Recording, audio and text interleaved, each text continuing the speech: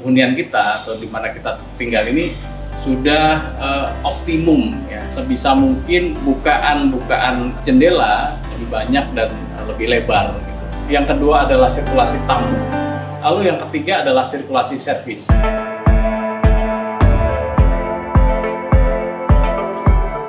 Assalamualaikum warahmatullahi wabarakatuh. Sobat Iwa, apa kabar Anda? Saya berdoa mudah-mudahan kita semuanya sehat. Masih WFH, masih kerja di rumah, atau sudah keluyuran.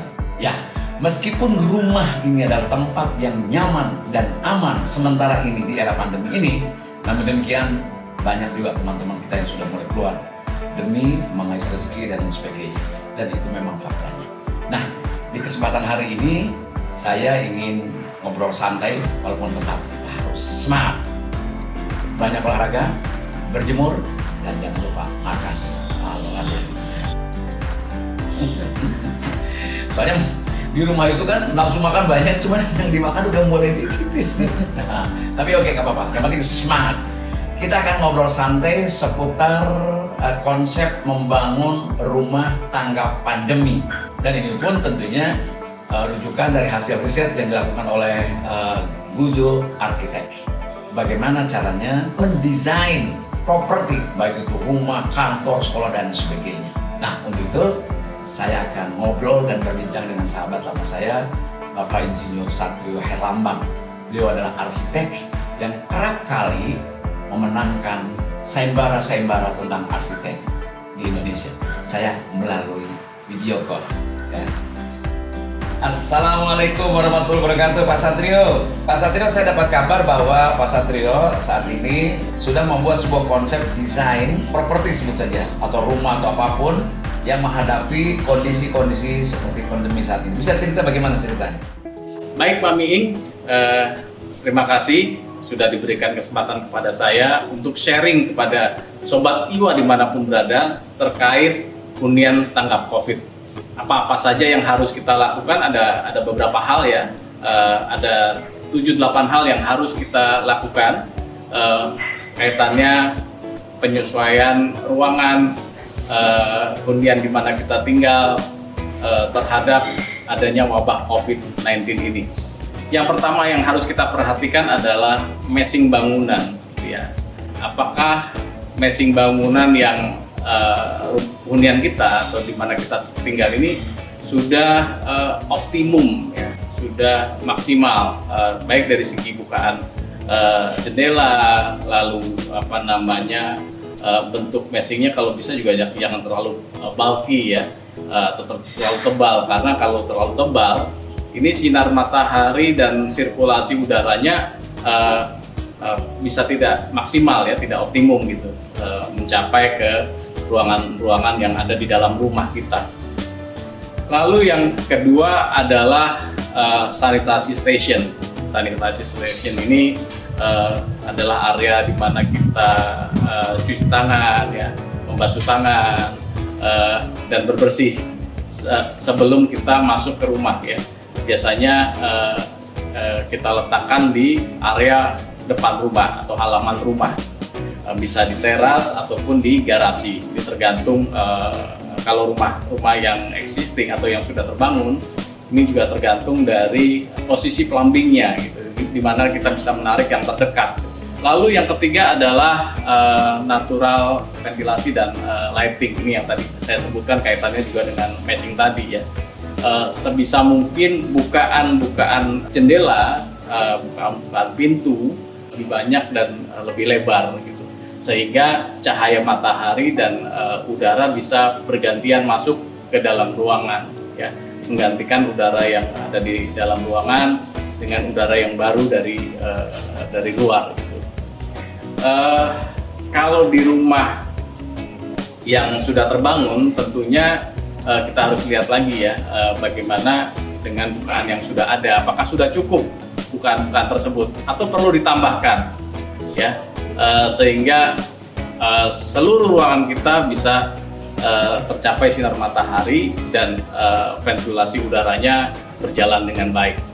Yang keempat adalah mudroom. Mudroom ini sesuatu hal yang baru lagi, seperti halnya sanitasi station tadi. Jadi untuk matroom biasanya kita tempatkan di ruangan pertama ketika kita masuk dalam rumah. Ya. Kalau untuk rumah existing ini bisa di foyer atau di ruang tamu, sehingga ruang tamunya bergeser kemana ruang tamunya? Ruang tamunya bergeser ke teras. Jadi kita menerima tamu cukup di teras saja. Ya. Fungsinya matroom ini adalah untuk kita berbersih diri lagi tadi, berbersih diri yang kedua setelah dari sanitasi station kita masuk ke matroom. Dan di matroom ini barang-barang yang kita bawa dari luar kita semprot dengan disinfektan gitu ya, supaya tidak ada virus yang kita bawa masuk ke ruangan selanjutnya. Melepas sepatunya mulai dari di matroom ini gitu, untuk berganti dengan sendal yang bersih atau tidak memakai alas kaki ketika masuk ke dalam ruangan selanjutnya. Ya, selanjutnya adalah flexi room. Ya. Flexi room ini adalah ruang serbaguna. Ruang serbaguna di mana bisa digunakan apa saja, bisa buat bekerja, bisa buat tidur, bahkan bisa buat olahraga. Ya. Tentunya flexi room ini dipergunakan untuk keluarga kita yang harus diisoman. Jadi seluruh kegiatannya mereka dikerjakan di area flexi room ini. Sehingga tidak bercampur dengan keluarga yang sehat gitu. Di dalam flexi room itu tentunya juga harus ada kamar mandi dan toiletnya. Selanjutnya adalah ruang hijau. Fungsinya ruang hijau ini untuk mendapatkan oksigen dan ventilasi udara yang lebih baik lagi. Lalu setelah ruang hijau yang ketujuh adalah bahan atau material yang ingin kita terapkan atau gunakan di area rumah kita. Yang pertama, tentunya kita harus meminimalisir handling furniture ya. Kalau yang pertama kali kita lihat adalah pintu. Ya. Sedikit mungkin kita membuka pintu dengan tangan kalau sekarang gitu ya. Bisa dengan touchless gitu ya, lalu pintunya terbuka, atau handling pintunya dengan kaki. Ya. Itu ada beberapa yang harus kita adaptasi. Tentunya tidak semua handling pintu harus kita ganti. Ya, mungkin handling pintu yang pertama saja atau yang di muka saja, yang dulunya pintu masuk rumah untuk ke ruang tamu misalnya, itu yang harus kita adaptasi. Sisanya tentunya bisa menggunakan handling pintu yang existing yang sudah kita gunakan untuk hunian yang sudah terbangun. Kalau belum terbangun, ini lebih mudah lagi tentunya. Selain handling furniture, hal yang kita harus perhatikan adalah penggunaan material lantai, finishing dinding gitu ya. Ini kita pilih material-material yang mudah dibersihkan tentunya. Kalau untuk cat, banyak produk cat yang bahannya anti mikroba, anti virus ya. Ini ada beberapa produk cat yang seperti itu. Kalau lantai ya tadi yang saya sampaikan, kalau bisa sedikit mungkin yang berporus gitu ya, sehingga tidak ada mikroba atau virus yang masuk ke dalam lantainya. Itu terkait dengan bahan dan material. Ya. Lalu yang terakhir adalah sirkulasi. Ini yang paling penting yang harus kita adaptasi. Ya. Mungkin perilaku kita sebelumnya berbeda dengan perilaku kita saat ini ya. Ini yang harus kita adaptasi.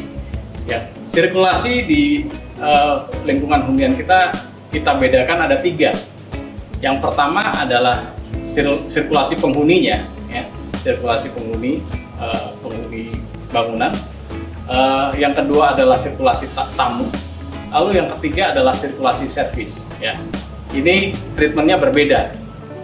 Untuk sirkulasi penghuni, ya, ketika kita masuk ke area halaman rumah kita, tentunya kita langsung harus bisa menemukan tadi sanitasi station ya, untuk berbersih diri, membasuh tangan, membilas kaki, dan kemudian melanjutkan ke area ruang selanjutnya, yaitu matroom tadi yang sudah saya jelaskan. Jadi setelah sanitasi station, kita masuk ke dalam matroom untuk melakukan proses pembersihan yang kedua gitu ya, membersihkan barang-barang yang kita bawa dari luar gitu ya dengan spray gitu ya. Lalu mengganti alas kaki ya, dan membersihkannya. Dan kemudian penghuni rumah bisa melanjutkan kegiatannya menuju ruang selanjutnya atau mandi gitu ya, ke kamar mandi untuk membersihkan diri yang ketiga kalinya. Dan kemudian beraktivitas. Ini untuk penghuni rumah. Lalu yang kedua adalah tamu ya, tamu. Ya, tamu ini proses sirkulasinya berbeda dengan kegiatan-kegiatan tamu yang sebelum adanya wabah COVID ini. Ya, pertama kali masuk ke halaman rumah, tentunya tamu ini harus membasuh tangannya tadi ya di sanitasi station ya. Kalau sanitasi stationnya ada dekat garasi ya di dekat garasi, atau kalau sanitasi stationnya ada di teras ya di teras. Nah, kemudian tamu ini di handling cukup di teras saja, karena area teras adalah area ruang yang terbuka, gitu ya. Maksudnya terbuka di sini tidak ada dinding tapi beratap, gitu. Jadi sirkulasi udaranya berjalan dan berlangsung dengan baik, mendapatkan sinar matahari dengan baik pula. Ini kaitannya dengan sirkulasi tamu. Jadi kita tidak menerima tamu, memasukkan tamu ke dalam rumah kembali seperti sebelum COVID. Ya. Cukup hanya di teras saja. Lalu yang terakhir adalah sirkulasi servis. Ya. Sirkulasi servis ini handlingnya juga berbeda karena saat ini kita sudah tidak belanja lagi misalnya ke supermarket atau ke pasar, gitu ya. Belanja paling banyak adalah melalui ojol. Jadi ketika kita menerima barang dari ojol, ini sebaiknya jangan langsung berinteraksi dengan pengemudi ojolnya, tapi ada keranjang atau basket khusus untuk menerima barang-barang dari ojol. Jadi diletakkan di situ, dan kemudian setelah barang-barang tersebut ditaruh di keranjang atau tempat untuk menampung tempat penampungan ojol tadi, baru asisten rumah tangga kita mengambilnya untuk membersihkan dan menyemprot dengan sanitizer. Ya, kemudian dibawa ke dapur, dibersihkan kembali, ditata lagi, baru kemudian bisa dikonsumsi atau dipergunakan ya, masuk ke dalam rumah. Nah, itu untuk sirkulasi servis. Jadi ada 3 hal yang harus kita perhatikan terkait perilaku tadi. Nah, ini desain ini memang hanya untuk rumah-rumah baru ya Pak Satrio? Atau rumah lama bisa direnovasi, opsional misalnya sesuai dengan kebutuhan saat ini? Ya, Pak Miing, sebagaimana seperti yang saya jelaskan tadi, riset atau desain ini tidak hanya untuk rumah baru saja gitu ya, tapi kita bisa kembangkan atau gunakan untuk rumah hunian yang sudah existing terbangun. Gitu Pak Miing. Mudah-mudahan COVID segera berlalu dan kita bisa ya saling berkomunikasi lagi, bisa bersama lagi dalam rangka pengembangan properti ke depan. Terima kasih Pak Satrio, terima kasih. Ya, terima kasih Pak Miing. Mudah-mudahan penjelasan singkat tadi dari saya tadi bisa bermanfaat untuk Sobat Iwa dimanapun berada. Saya senang sekali bisa berbagi, sharing dengan Iwa TV. Mudah-mudahan ini bisa mengedukasi masyarakat ya, Pak Miing ya. Baik, terima kasih sekali lagi Pak Miing. Salam sehat ya. Kita harus jaga kesehatan. Wassalamualaikum warahmatullahi wabarakatuh. Waalaikumsalam warahmatullahi wabarakatuh. Terima kasih Pak Satrio atas segala penjelasannya. Saya jadi nambah wawasan. Mari Pak, terima kasih Pak. Sobat Iwa, wawasan kita bertambah setelah kita mendengarkan atau menyimak dari penjelasan Pak Insinyur Satrio Herlambang bagaimana mendesain rumah yang merespon pandemi ini. Nah, betapa beruntungnya kalau kita memiliki hunian yang memiliki ruang terbuka hijau yang cukup, sirkulasi udara yang bagus, kemudian limpahan sinar matahari yang cukup. Nah, ini adalah salah satu syarat bagaimana membangun atau mewujudkan rumah yang sehat. Sobat Iwa, demikian perjumpaan kita kali ini, dan jangan lupa subscribe, like, and share agar kita bisa berbagi wawasan dengan yang lainnya seputar desain rumah yang mengantisipasi atau merespon pandemi. Demikian, dan ikuti terus program-program Iwa TV. Iwa TV Pilot, simply inspiring. Terima kasih.